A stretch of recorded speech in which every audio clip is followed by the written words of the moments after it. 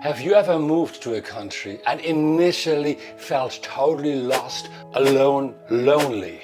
This is a story that I want to share with you when I arrived in Malaysia way back in 1993. And it can help you, hopefully, to get started in a new country, but also for those of you who watch this video as a local, be it as a local Malaysian or anywhere else in the world, how you can help foreigners who are new to your country. It's a story I don't always share with people, but it is about the first 6 months that I experienced here in Malaysia. The journey to assimilate in a new country is never easy. When I came to Malaysia in 1993, I was excited. I looked forward to it. I knew the assimilation, of course, wouldn't be easy. I had experience from my work back in Sri Lanka as well as in West Africa that it takes time and effort. But it was a roller coaster, nevertheless, that I'm sharing here with you. Because when things didn't turn out the way I wanted it to be, based on my expectations, I felt lost, I felt alone, I felt frustrated. Luckily,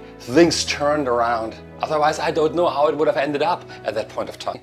I mentioned in an earlier video you can access either here or there that I came to Malaysia with the United Nations working at the Economic Planning Unit or EPU at the Prime Minister's Department of Malaysia. We were a team of 4 people. I was the last foreigner to arrive and I was the only single party to arrive. My colleagues had their family with them. They took care of me, of course. I'm grateful for it. But over the weekends, of course, I was alone because, hey, they spent time with their family. So the weekdays were kind of okay. The weekends were a hammer. I struggled with being alone. Back in Germany, I had tons of friends. We were hanging out every day of the week in restaurants, in their place, my place, discussing things, having fun. And of course, it's a huge change to come alone to a new country with no social network. Yep, work kept me busy. The weekends were the hammer, as just mentioned. I went to the swimming pool in the place I stayed, Bangsa Indah, but I was oftentimes the only one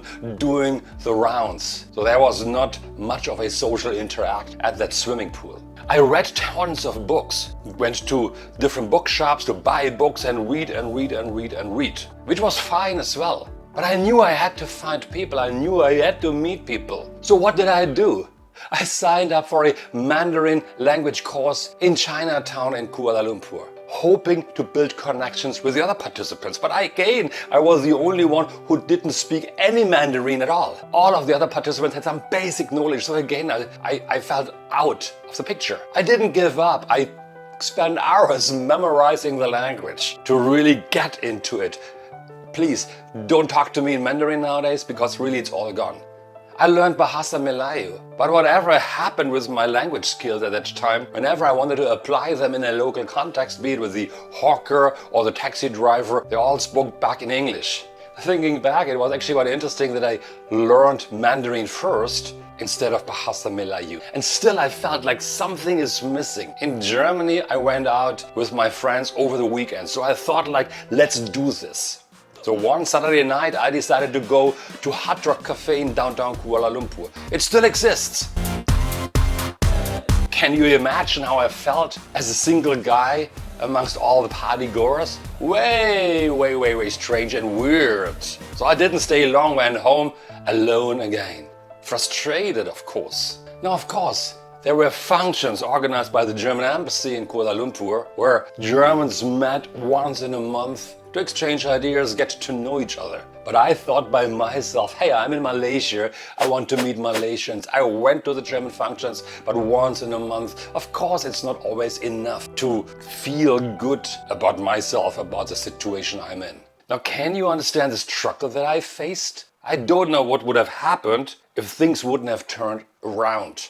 Maybe I wouldn't even be here anymore recording this video. Sometimes in June 1993, I finally met a wonderful group of people that kind of adapted to me. You saw a picture in my earlier video. And from that point onwards, I totally fall in love with Malaysia because they integrated me. They showed me tons of stuff I needed to learn about Malaysia. I found my group. And we are still in touch with each other. And I'm so grateful to them.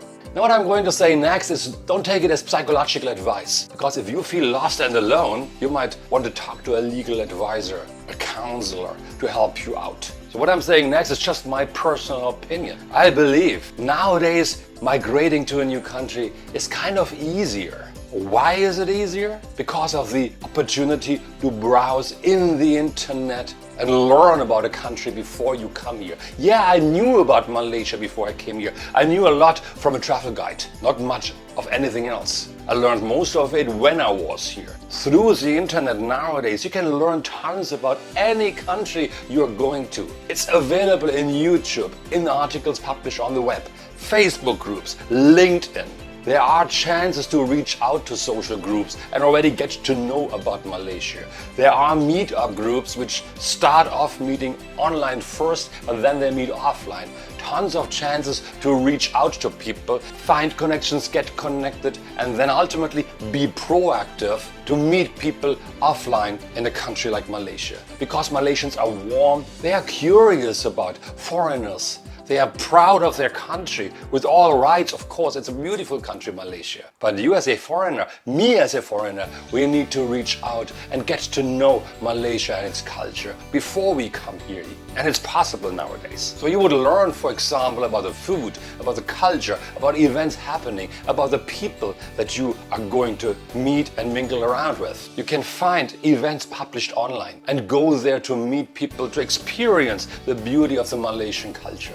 So many opportunities available nowadays. So you don't need to be surprised coming to Kuala Lumpur or Malaysia. You need to do your homework. Of course, it still requires you to reach out to people. It still requires you to have the own inner energy to make things happen and connect to people. And that I know can be a struggle for some of you. So my journey as a foreigner here in Malaysia started with struggles. And again, I'm so grateful to still be here, that Malaysia adopted me, that I'll still be around here 30 years later in this beautiful country. I'm grateful for everything that I've experienced, all the learnings, all the friends that I've made throughout the years. So everything that I experienced over the past decades in Malaysia, I look back with joy and happiness. So you, watching this video as a local, be it as a Malaysian or any other country that you're in watching this video, when you see a foreigner, you can make their day by just smiling at them, saying hello, light up their days, because you might just be the turning point for them in their life. I hope you enjoyed this video. If you liked what you heard, share it with your friends. Subscribe to my channel. And until the next video, terima kasih, jumpa lagi, bye-bye.